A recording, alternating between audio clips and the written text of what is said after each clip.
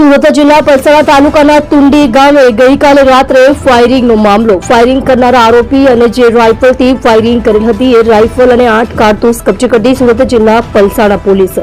Cricket રમવાની સામાન્ય બાબતને લઈને થઈ હતી ફાયરિંગ. આજુબાજુમાં આવેલી કૃષ્ણા રેસીડેન્સીના રહીશો અને દ્વારકેશ સોસાયટીના એક પરિવાર વચ્ચે થઈ હતી બબાલ.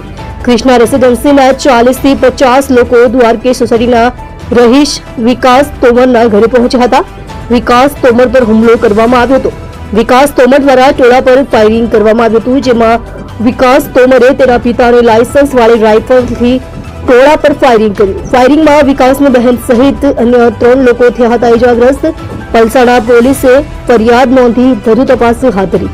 સુરત જિલ્લા પલસાણા પોલીસ એફએસએલ સાથે ઘટનાસ્થળે પહોંચી તપાસ શરૂ કરી. પોલીસે વિકાસ તોમરના ઘરે લાગેલા સીસીટીવીનું ડીવીઆર કબજે લીધું.